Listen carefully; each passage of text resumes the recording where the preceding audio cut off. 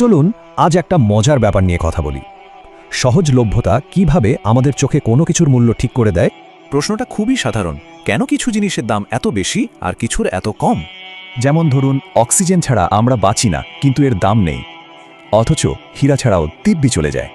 নিয়মটা খুব সোজা, যা কিছু সহজেই পাওয়া যায় তার কদর সাধারণত কম হয়।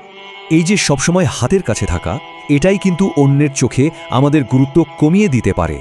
এই নিয়ে একটা দারুণ কথা আছে, আপনাকে মূল্যবান মনে করা হবে যতক্ষণ আপনি কম সহজলভ্য থাকবেন।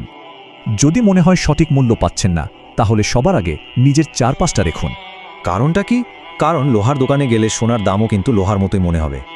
তো যখন কেউ আমাদের মূল্য দেয় না, তখন আমরা সাধারণত কি করি? তর্ক করি, বোঝানোর চেষ্টা করি। কিন্তু সত্যিটা হলো, মুখে মুখে তর্ক করে জবাব দিলে সেই জবাব কেউ মনে রাখে না। আসলে কথার কোনো জোর নেই, এই ধরনের উত্তরে কারো ধারণাই বদলায় না। তাহলে আসল উপায়টা কি? উপায় হলো গোপনে মেহনত করো, নীরবে। মানে কাউকে না দেখিয়ে চুপচাপ শুধু নিজের উন্নতির জন্য কাজ করে যাওয়া।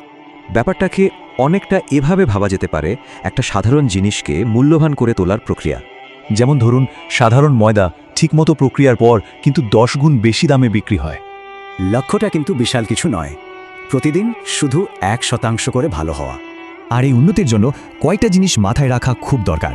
এই নীরব পরিশ্রমের ফলটা কিন্তু তর্ক করে আসে না, এটা আসে আসল সাফল্য দিয়ে। একটা কথা আছে না, সাফল্যের চেয়ে বড় কোনো প্রতিশোধ আর হয় না। দিনের শেষে মানুষ কিন্তু একজন ব্যক্তির কাজ আর তার অবস্থানকেই সম্মান করে। তাই সবকিছুর চূড়ান্ত উত্তরটা কাজ দিয়েই দেওয়া উচিত। এখন শুধু একটাই প্রশ্ন, আপনার এই নীরবতা আখির কি তৈরি করছে?